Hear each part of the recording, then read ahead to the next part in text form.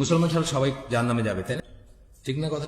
লজ্জার কিছু নেই, এটা এটা এটা মাথা দুলাইতে, এটাতে কোনো লজ্জা পাওয়ার কিছু নেই, সংকোচেরও কিছু নেই। মুসলমান ছাড়া সবাই সবাই জাহান্নামে, এটা আল্লাহর কথা, এটা রসুলের কথা। এটা বিশ্বাস না করলে আপনি তো আপনার আকীদাই অশুদ্ধ। মুসলিম ছাড়া সবাই জাহান্নামে, সবাই জাহান্নামে যাবে। আমাদের নবী আসার আগের চ্যাপ্টার আলাদা। তখনকার যে নবী যে সময় ছিলেন, তার সময়কার তাকে মানা, তাকে যাদের মানার কথা ছিল তারা যদি মেনে থাকেন, এটা আলাদা হিসাব। তো আমাদের নবী যেদিন থেকে আসছেন, যেদিন থেকে আমাদের দিন পরিপূর্ণ হয়েছে, যেদিন ওই যে সূরা মায়েদার 3 নম্বর আয়াতটা, যেখানে আল্লাহ বলছেন যে আজকের থেকে তোমাদের জন্য, আজকের দিনে তোমাদের দিনকে আমি তোমাদের জন্য পরিপূর্ণ করে দিলাম, পারফেক্ট করে দিলাম, এবং ইসলামকে তোমাদের দিন হিসেবে নির্ধারণ করে দিলাম, তোমাদের উপর আমার ফেভার কমপ্লিট করলাম। সূরা মায়েদার 5 নম্বর সূরা 3 নম্বর আয়াতে। তারপর থেকে পৃথিবীতে মাত্র 2টা দিন আছে, দিন আল ইসলাম, দিন আল কুফর। আপনি হয় মুসলিম নয় কাফের, মাঝামাঝি কিছু হওয়ার কোনো চান্স নেই।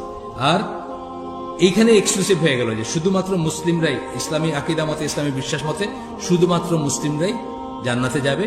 যারা মুসলিম না, যারা মুশরিক, কাফের বা অন্য কিছু, তারা যত ভালো কাজ করুক, সেই ভালো কাজের রেকগনিশন এখানেই পাবে। তারা এখানে নোবেল প্রাইজ পাবে, এখানে কারো নাম সেন্ট হবে, কারো নাম সাধু হবে, এখানেই সব শেষ।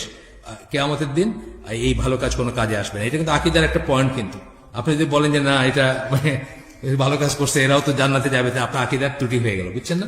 আচ্ছা, বলতে লজ্জার কিছু নেই, এটা আল্লাহর কথা, বলতে লজ্জার কিছু নেই, সংকোচেরও কিছু নেই। যে যাই মনে করুক, এতে কিছু আসে না। দরজা খোলা আছে, সে তো ঢুকতেই পারে ঘরে, ঢুকে সেও জান্নাতি হইতে পারে ইনশাআল্লাহ, যদি কেউ আসে। অনেক মুসলমান হয়েছে না, অনেক আবুল হোসেন ভট্টাচার্যের বই পড়েন নাই, আমি কেন ইসলাম গ্রহণ করলাম? উনিও ভট্টাচার্য ছিলেন, উনি আবুল হোসেন হয়েছেন, এখন আমার ভাই উনিও, আমি আশা করি, আমরা দোয়া করি উনি জান্নাতি হবেন বা জান্নাতে যাবেন। কিন্তু এই দরজা দিয়ে ঢুকতে হবে, এই হচ্ছে কথা।